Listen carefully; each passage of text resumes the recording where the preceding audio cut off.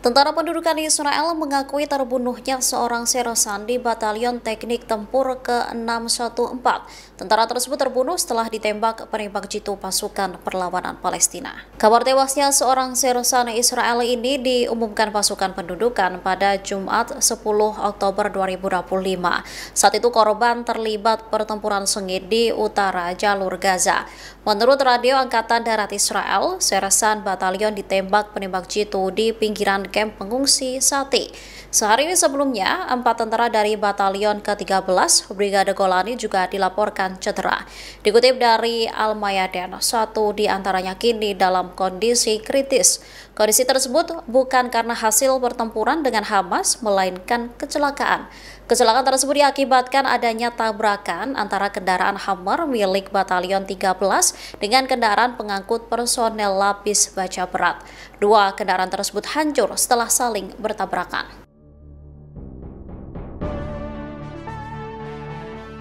Pasukan pendudukan Israel kini mulai berbondong-bondong meninggalkan jalur Gaza setelah disepakati adanya gencatan senjata.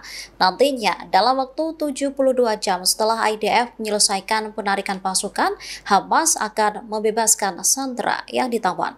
IDF diperkirakan akan menyelesaikan penarikan pasukannya ke garis penempatan yang disepakati di Gaza. Selain menarik pasukan, militer Israel juga akan menangguhkan semua operasi militer, termasuk pemboman udara dan artileri, serta operasi darat di dalam jalur Gaza. Setelah itu, Hamas nantinya akan membebaskan 48 sandera yang ditawannya. Pertukaran sandera dimulai dengan 20 orang yang diyakini masih hidup. Namun, pertukaran sandera ini mengalami kendala. Hamas memberitahu para mediator bahwa mereka tak tahu di mana beberapa jenazah sandera yang terbunuh berada. Kondisi ini dikhawatirkan dapat menunda pembebasan jenazah-jenazah tersebut.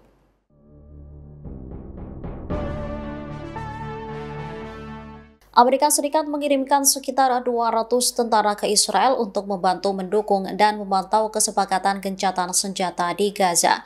Tentara Amerika Serikat tersebut sebagai bagian dari tim yang terdiri dari negara-negara mitra, lembaga swadaya masyarakat, dan pelaku sektor swasta.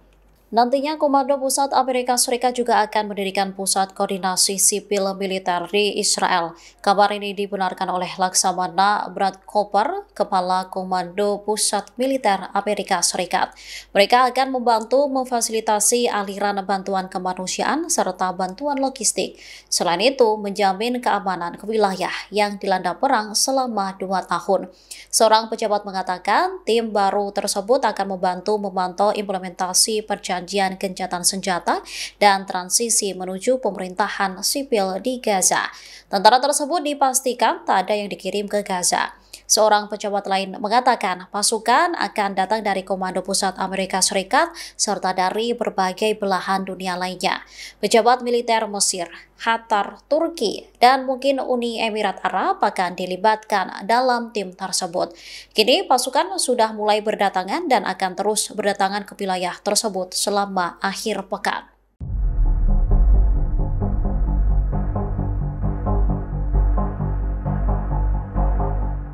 Kesepakatan antara Israel dan Hamas disebut membuat kedua pihak merasa menang meski tak ada yang benar-benar meraih tujuan akhir mereka. Mengutip dari Ynet News pada 10 Oktober, tim mediasi Amerika Serikat yang dipimpin Presiden Donald Trump disebut berhasil menciptakan titik temu, sehingga baik Israel maupun Hamas dapat mengklaim keberhasilan masing-masing meski kemenangan ini disebut hanya kemenangan semu. Sebelumnya, Trump menugaskan Steve Witkoff untuk memastikan perjanjian itu berjalan tanpa pihak yang merasa dikalahkan, sehingga Israel dinilai sukses mendapatkan hal yang selama ini dianggap mustahil, yakni pembebasan seluruh sandera yang masih hidup dan sebagian jenazah tanpa harus menarik pasukan dari jalur Gaza sepenuhnya. Pasukan pertahanan Israel tetap menguasai lebih dari separuh wilayah Gaza, termasuk zona penyangga untuk mencegah serangan Hamas di perbatasan. Sementara itu, Hamas disebut memperoleh penghentian serangan, serta jaminan tidak akan ada serangan baru selama proses pembicaraan tahap lanjut dari kesepakatan Trump berlangsung.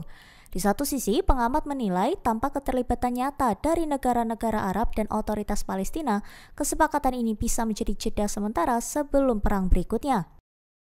Kesepakatan gencatan senjata Gaza yang digagas Amerika Serikat di bawah Presiden Donald Trump dilaporkan memicu perpecahan di internal pemerintahan Israel.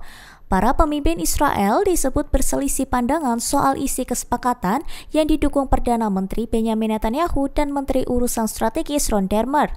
Perjanjian itu mencakup penghentian perang, pertukaran tawanan, serta penarikan pasukan Israel dari Gaza secara bertahap.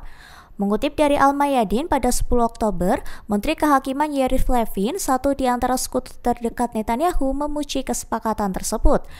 Ia menilai pembebasan para sandera adalah momen bersejarah bagi Israel. Sementara penolakan keras datang dari Menteri Keuangan Bezalel Smotrich. Ia mengaku khawatir pembebasan tahanan Palestina akan memunculkan generasi baru pemimpin teroris.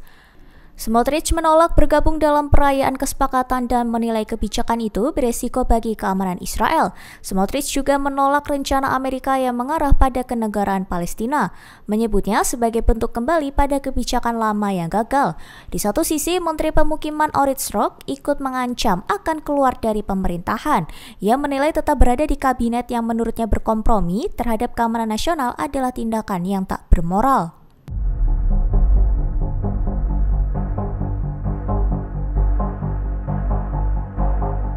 Pemimpin Gerakan Ansyar Allah, Sayyid Abdul Malik Al-Houthi, mengumumkan bahwa operasi Yaman untuk mendukung perjuangan Palestina telah mencapai lebih dari 1.800 serangan. Mengutip dari Al-Mayadin pada 10 Oktober, ia menyebut serangan itu mencakup peluncuran rudal balistik, jelajah hipersonik, hingga serangan udara dan laut yang dilakukan pasukan Yaman. Al-Houthi menegaskan bahwa aksi tersebut berhasil mengguncang dominasi Amerika Serikat di kawasan yang selama ini berupaya menekan solidaritas dunia terhadap rakyat Palestina.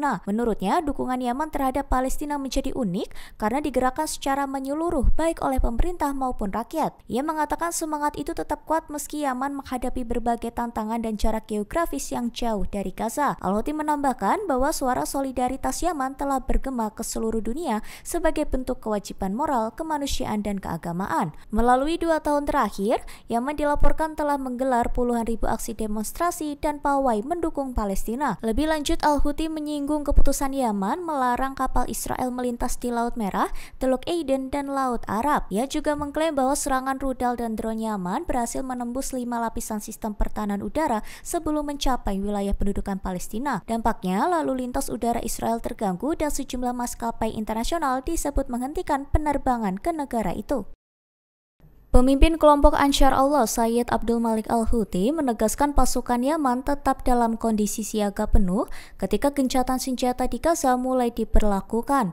Ia menyampaikan bahwa Yaman akan terus memperkuat dukungan terhadap rakyat Palestina pada Kamis 9 Oktober 2025, serta menekankan bahwa bantuan kepada perlawanan harus berjalan secara stabil dan berkelanjutan.